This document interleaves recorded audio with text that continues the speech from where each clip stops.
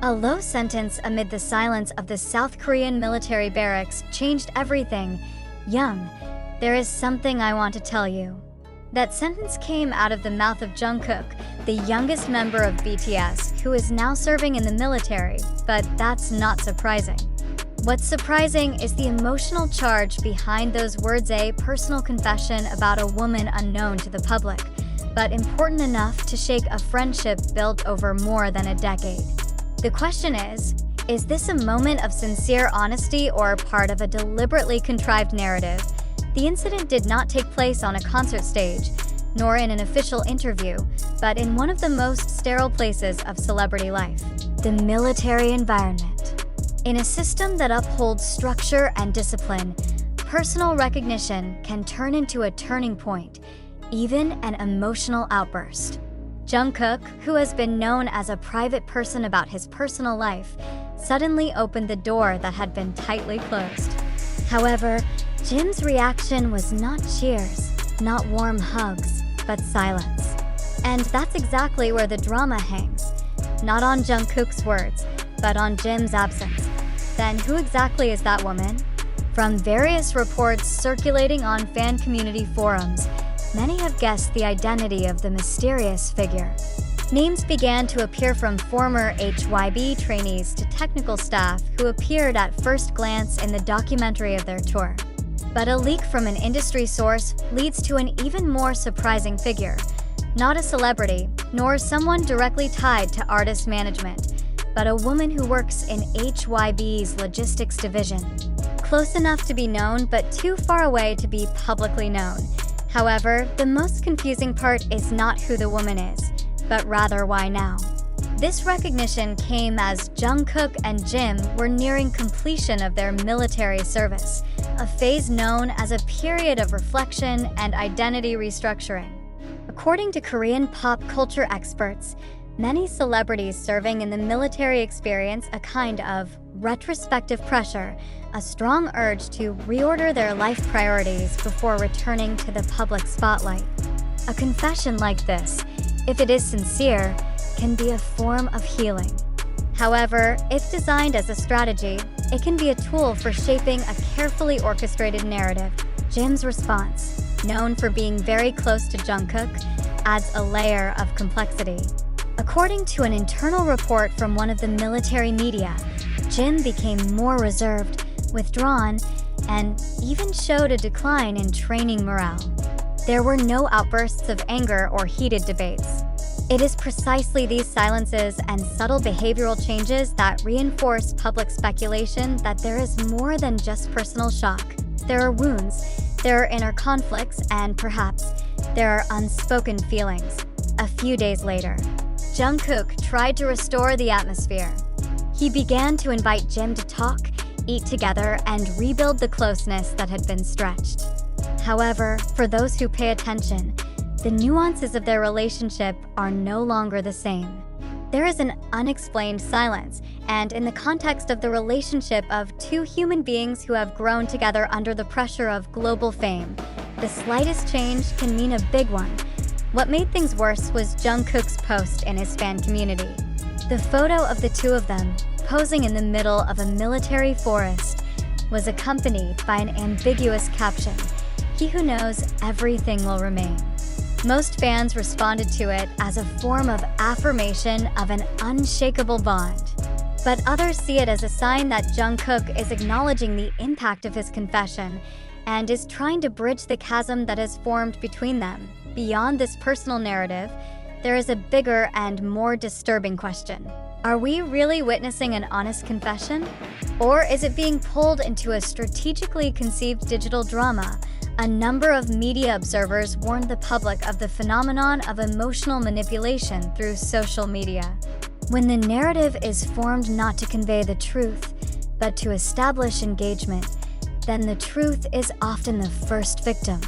This story, which started as a private moment in the military environment, has now become a global public consumption. From TikTok to YouTube, from X, Twitter, to K-pop online forums, every corner of cyberspace is flooded with interpretation and speculation. If it is true that this confession is sincere, then the impact is very personal, very human. But if this is part of the publication's strategy ahead of its return to the entertainment industry, then we are witnessing a new form of digital storytelling, a narrative that embraces reality and fiction in one dramatic vein. When we swallow every detail with emotion, we are prone to manipulation. When we forget to question who first propagated this narrative and with what purpose, we lose control of our own perception. In the entertainment industry, especially in the highly controlled and structured world of K-pop, an idol's every move can have a strategic dimension.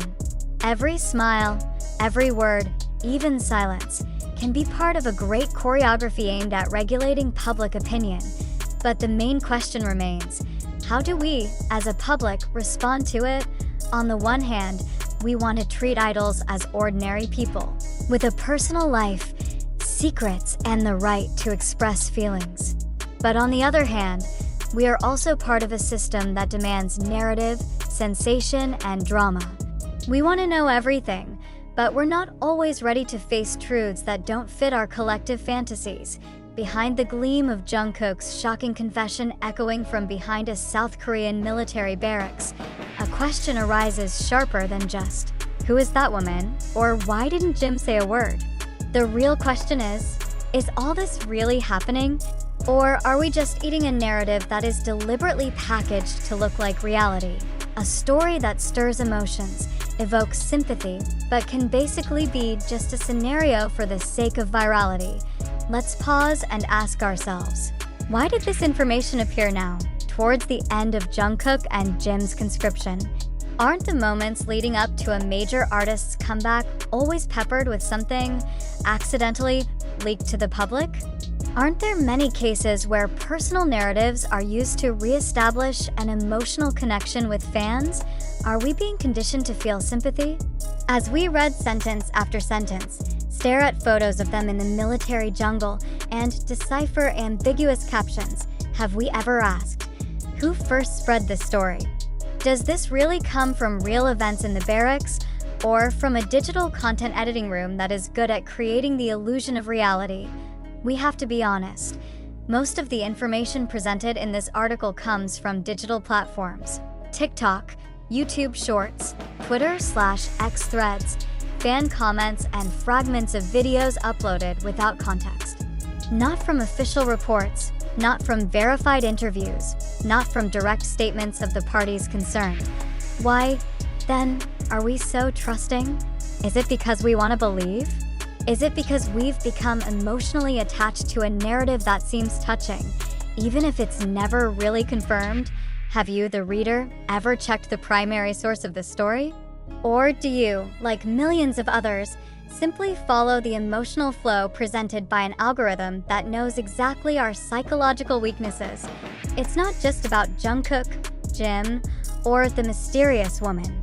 It's about all of us, about how we consume information, form opinions, and even feel emotions over something that is not necessarily true.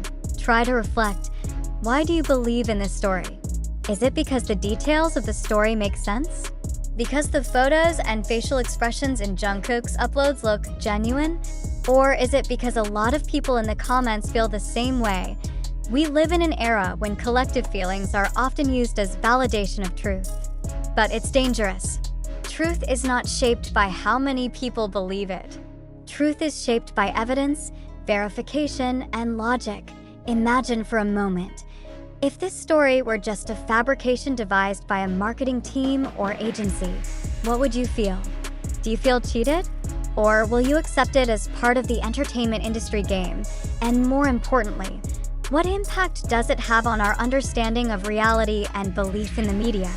This is not the first time the public has been caught up in a narrative that is not necessarily factual.